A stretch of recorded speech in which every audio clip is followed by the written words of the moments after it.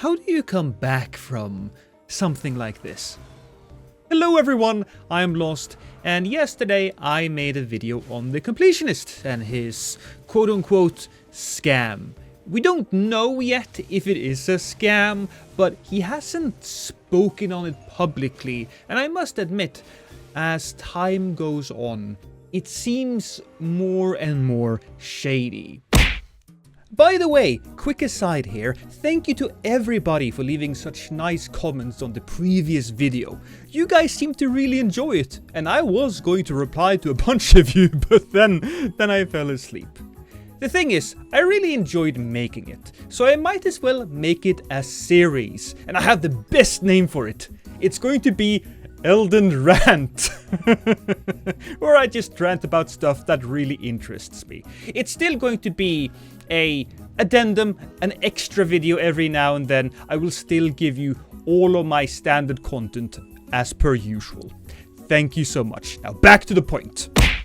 There hasn't been a lot of updates. There's been one thing that happened recently, and that was the completionist, or somebody in the Open Hand Foundation, tried to take down Carl Jacobs' video on the matter, citing privacy concerns, which obviously is complete bull, considering the fact that all of this information is by law publicly available. But I don't want to focus on that too much. No, I want to ask a different question. I want to ask, how do you try to come back from this? Because this situation interests me very much as a YouTuber. Here we have somebody who, at the very least, fucked up majorly. It was a tremendous amount of neglect that led to this being a situation, and so how do you come back? What steps should one take in order to do so? And that's what I want to talk about today. I think the first thing I would do if I was in Gerard or the completionist situation would be to, of course, show that the money is still there. Show that it's not a scam. This is simple. Show an image of the balance in the bank so that we know nothing shady is going on. That it's only down to simple stupidity. The second part is, of course, to take full responsibility. 'Cause man, all a YouTuber really has is his reputation. And what the completionist has done is basically shoot himself in the foot. And I don't think that he will ever truly recover from this. He may be able to get a little bit of goodwill back if he does the proper steps, if he takes responsibility. But imagine this. It's like if an athlete broke a knee during a season. A knee is a complicated joint, and it may or may never really heal, and that's what the completionist did to himself. Think about other YouTubers. There is the YouTube channel Dan Plan, who had this intergroup drama. I don't want to call it drama, but one of the guys thought he wasn't being paid enough, and he wasn't really.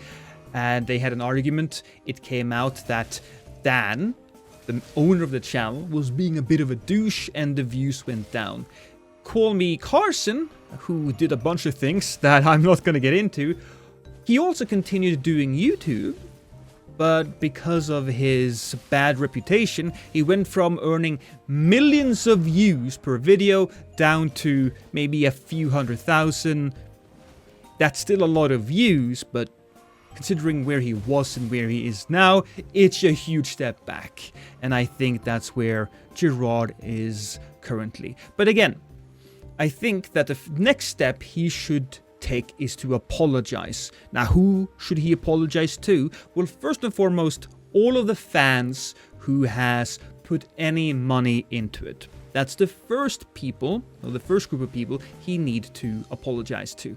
Then he should apologize to all of the charitable organizations whose name he has mentioned throughout these 10 years, because they haven't received any donations, so he's basically been using them, whether or not he intended to, as a as bait for people to give more money. Then he has to apologize to all of the people that he had on these streams.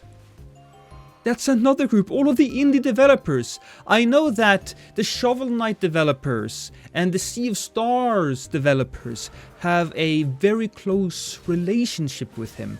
And they are going to come out of this looking bad for trusting a guy like this.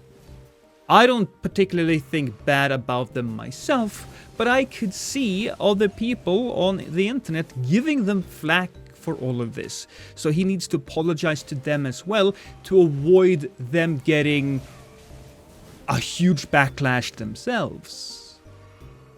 Then he needs to apologize to both Mudahar and Carl Jacobs. Carl Jacobs especially because they tried to take down his video, but also Mudahar.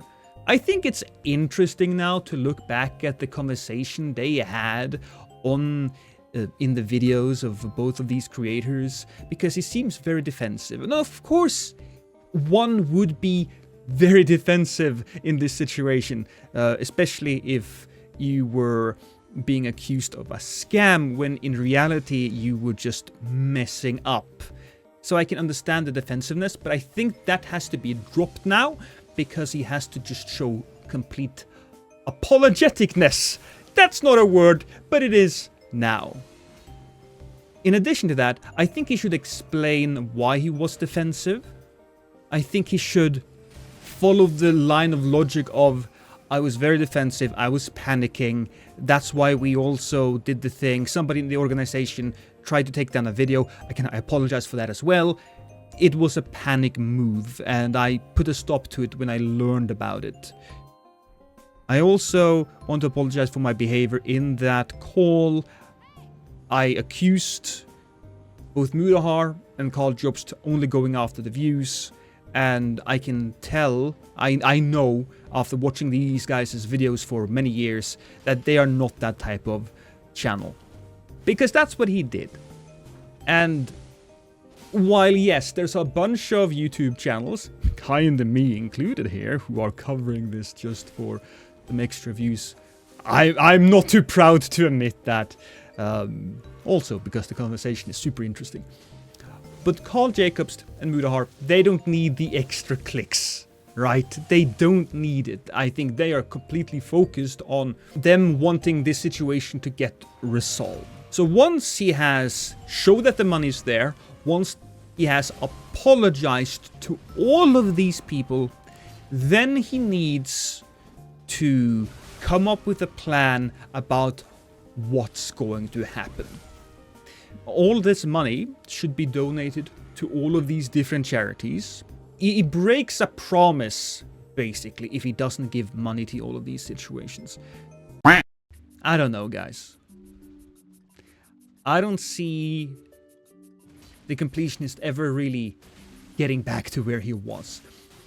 He might survive, he might save his career, but it will forever be tainted. But he needs to do this fairly quickly. It's a fascinating situation to me. I think that's what I really wanted to say. Don't worry, not going to turn into a quote-unquote drama channel, but this is just so fascinating. How do you mess up so bad? Whatever. Thank you so much for watching. I love you guys.